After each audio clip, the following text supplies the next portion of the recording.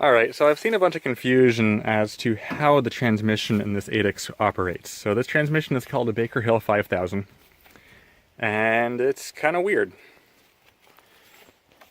So power comes from the clutch on the engine to the clutch on the transmission, and inside the transmission here, the only thing that actually happens is forward and reverse. There's a planetary gear set in there, and reverse is geared down maybe 2 to 1 over forwards, and that's all that happens inside the aluminum casing. Power comes in here, goes into the forward neutral reverse assembly, which is controlled with this rod, and goes out to a shaft that runs from this end all the way to that end. It's concentric inside of the clutch input shaft. There's no differential. As many people have been thinking there's differential, something. Nope, there's no differential in this. It is straight shaft on the output. Both sides have identical planetary gear sets here and here. That's how the steering is done.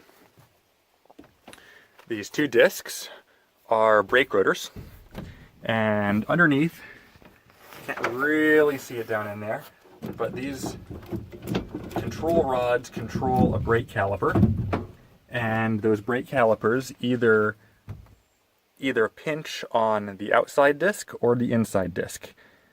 When you pull it backwards, it squeezes the outside disc, which you can see directly connected to the chain.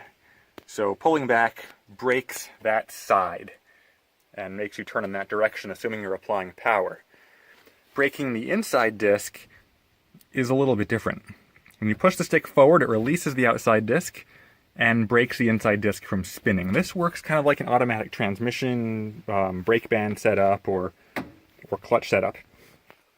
I think I have pictures from my transmission rebuild, so I'll throw them in if I have them. But in here, you can see the inside disc has a slightly bigger extension. That is the ring gear of a planetary gear set. Over here on the back, you can see these little holes here. Those are the shafts and grease points for planet gears.